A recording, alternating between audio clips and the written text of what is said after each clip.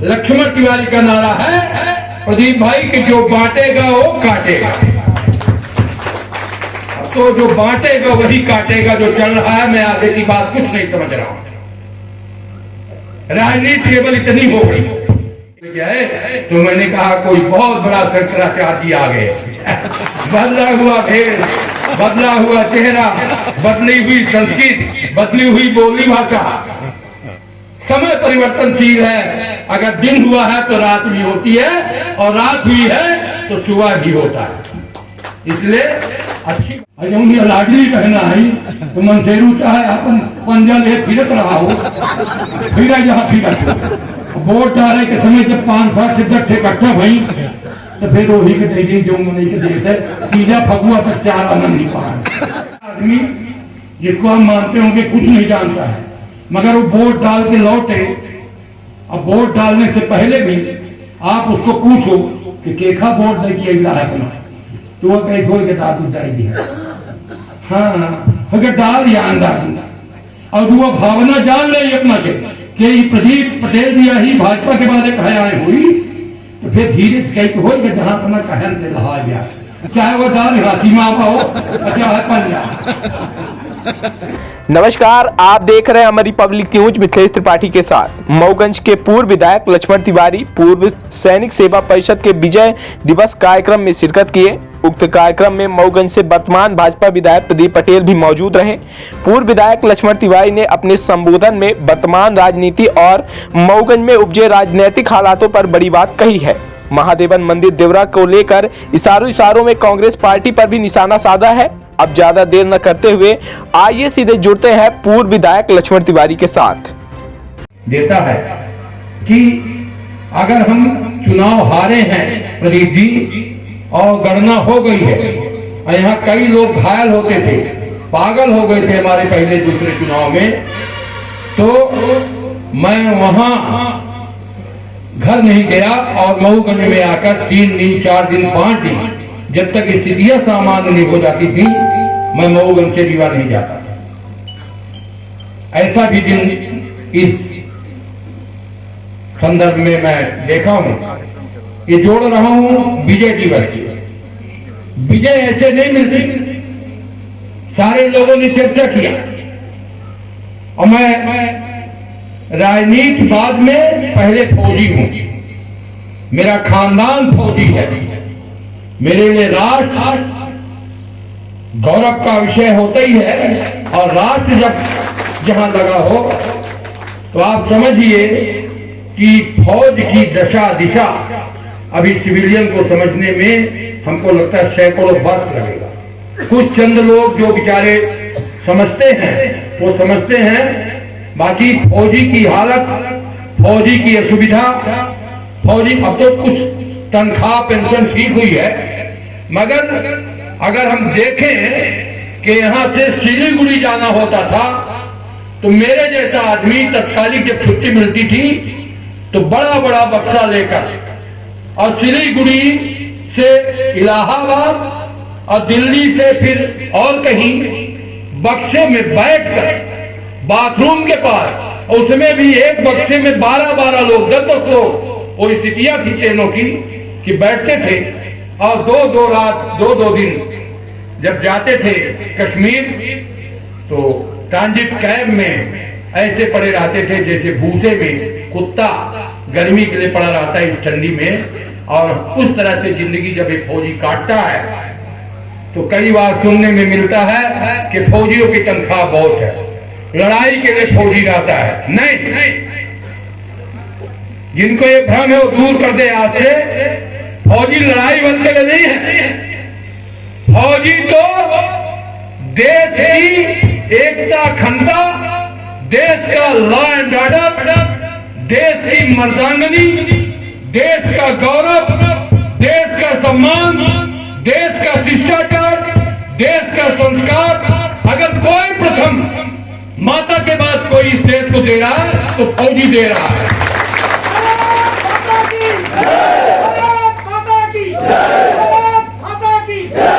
क्योंकि राजनीति में तो बंटवारा है, जो एक है अनेक है, का नारा है, लक्ष्मण तिवारी का नारा है, प्रदीप भाई कि जो बांटेगा वो काटेगा। तो जो बांटेगा वही काटेगा जो चल रहा है। मैं आगे की बात कुछ नहीं समझ रहा हूं। राजनीति केवल इतनी हो गई, एक बार कोई कहीं पहुंच जाए फिर वो दोबारा नहीं इधर उधर हिलना चाहता। क्यों? कि राजनीति में है, हर व्यक्ति को चाहिए। हमने नहीं सोचा, उस सिस्टम में काम ही नहीं किया। और जो मुझे सच दिखता है, एक देवड़ा की यहां घटना थी, मुझे सच दिखा कि सनातन के लिए प्रदीप पटेल लड़ रहे हैं। तो मैं तो पत्रकारों के बीच में भी हमने कहा, प्रेस कॉन्फ्रेंस में कहा, तो यहां के कुछ लोगों को बड़ा नागवार गुजरा। मैं इसलिए कह रहा हूं प्रदीप पटेल को कोट करके कि हमने शुरुआती दौर देखा है, जब मैंने इस मऊगंज में कदम रखा है तब का भी दौर देखा है और आज का भी देख रहा हूं। मुझे अच्छा लगा जब वहां से आया, हमारा एनसीसी के कैडेट लोग लेके आए, तो मैंने कहा कोई बहुत बड़ा शंकराचार्य जी आ गए। बदला हुआ भेष, बदला हुआ चेहरा, बदली हुई संस्कृति, बदली हुई बोली भाषा। समय परिवर्तनशील है। अगर दिन हुआ है तो रात भी होती है, और रात हुई है तो सुबह भी होता है। इसलिए अच्छी बात, हम सब फौजियों के लिए जो प्रदीप सिंह ने प्रेरणादायक बात अंतिम लाइन में कहा है, मैं नहीं कहता हूं कि मऊगंज में लागू है या मऊगंज में लागू है। पूरे देश की जरूरत है, पूरे देश की जरूरत है संकल्प की। और नहीं तो बहुत लोकतंत्र को भारी संकट है, भारी संकट है। और फिर तक कोई उबारेगा तो केवल देश का फौजी उबारेगा। जिस तरह से संस्कृत चल पड़ी है, ये संस्कृत देश के लिए ठीक नहीं है। विजय दिवस इसीलिए है, हम 93 की बात करते हैं कि 93,000 लोगों को हमने खदेड़ा है। लोग नहीं मानेंगे, पर सच यही है कि खदेड़ा है। आज तो 93 लोग तो घुस जाए आतंकवादी, तो 13 आदमी भी नहीं मिलेंगे जो आपके घर से बाहर किसी की सहयोग में चले जाएंगे। तो लगता हो मैं माफी भी नहीं मांगूंगा। 13 लोग नहीं मिलेंगे। यह अदालतें जो न्यायालय है, डंप लगा हुआ प्रकरण है।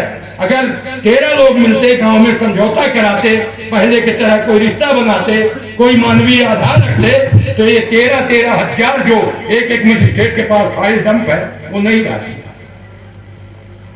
कहने की बात है साथियों। इसलिए अब हम बेरोजगार नहीं हैं। इस देश में बेरोजगारी और महंगाई की बात नहीं चलेगी। एक दौर आ गया है, इस देश में महंगाई और रोजगार की बात कोई नहीं है। इस देश में जो बांटेगा वो जीतेगा, जो बांटेगा काटेगा। झारखंड में कोई किसी की नहीं बात हुई, वहां तो कैसे क्या हो गया। बाकी जगह आप देख रहे हैं। मैं बांग्लादेश पाकिस्तान से जो टूटा, मैं यहां स्वर्गीय इंदिरा गांधी का नाम लेने से नहीं भूलूंगा। उस महिला ने ही बहादुरी किया था जैसे ये महिलाएं बैठी, उसको रणनीति के तहत कैसे किया। और मैं अगर पंडित अटल बिहारी वाजपेयी की बड़प्पन और उनके राजनीति की बात करूं तो उनका मुकाबला इस देश में है नहीं। जब लोग कहते हैं कि पहली बार कोई प्रधानमंत्री कुछ कर रहा है, तो इसके पहले वाले प्रधानमंत्री में कोई नहीं था। जो पंडित अटल बिहारी वाजपेयी जी ने किया, जिसकी शुरुआत किया, और जिसकी शुरुआत हुई कि जब हमारा कोई शहीद होता है कहीं बॉर्डर पर या कहीं पर, तो उसके जो सबसे प्रथम काम किया है वो पंडित अटल बिहारी वाजपेयी को कहीं बुलाया जा सकता है। जो करोड़ों रुपए देने का काम करते हैं, सुविधा देने का काम किया, इसकी शुरुआत हुई। ऐसे में अभी हमारे प्रदीप सिंह जी ने कहा, हमारी बहन ने कहा, हम अलग पार्टी में हो सकते हैं, मगर सिसोदिया जी बहन से हम लोगों के भाई बहन का ही रिश्ता है। पटीचों पर ये वोट चाहे जहां थे, हम कभी नहीं वोट मांगे न करते, पर रिश्ता रहा है भाई बहन का। और कभी प्रदीप जी हमारे मित्र हैं, विधायक है यहाँ के, मेरा कभी कोई विवाद नहीं हुआ, कभी किसी बात के। और अकेले क्षेत्र का कोई विधायक चाहे तो 3000 लोगों की उपस्थिति करा सकता है, मैं भोजन के सहित। अब तो सुविधाएं हो गई, प्रदीप जी जान रहे, मैं भी जानता हूं। खूब सारा सुरक्षा इंतजाम है, खूब सारी स्थितियां हैं, और प्रदीप हमारे लोकप्रिय नेता है।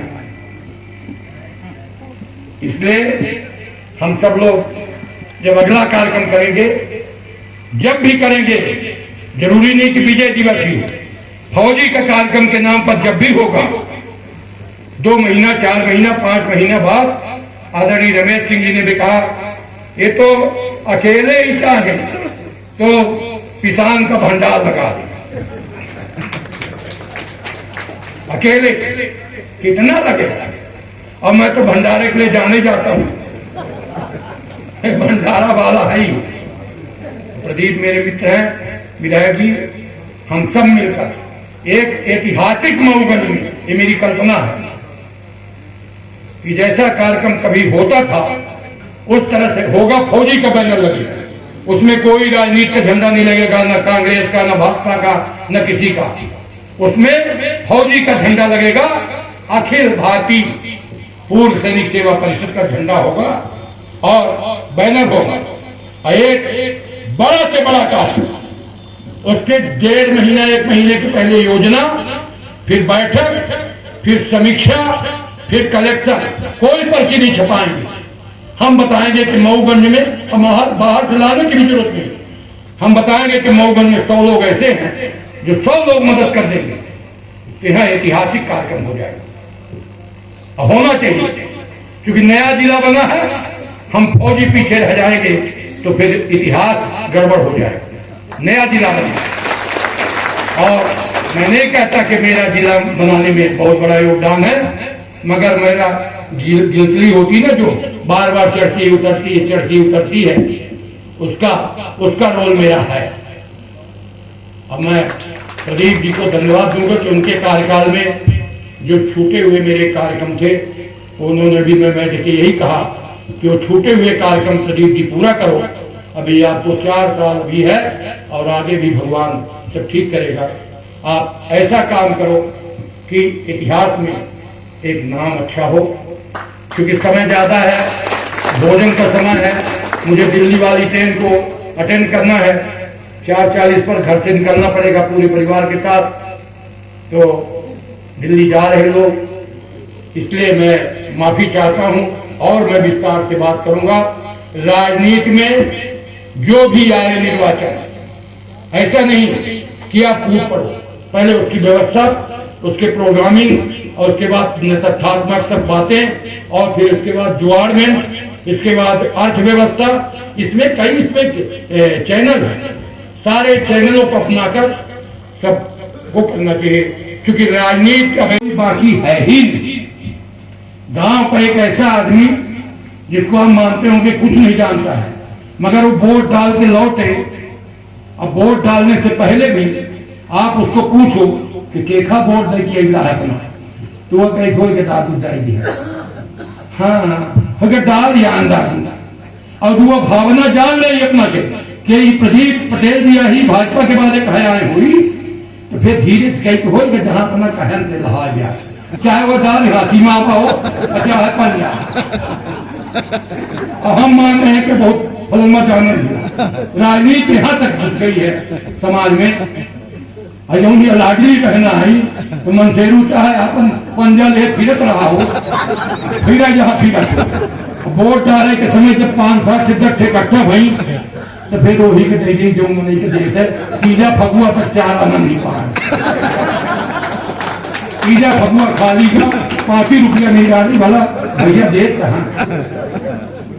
तो ये समझिए कि राजनीति बहुत भीतर तक है और समझना पड़ेगा राजनीति। मैं आप सबका अभिनंदन करता हूँ।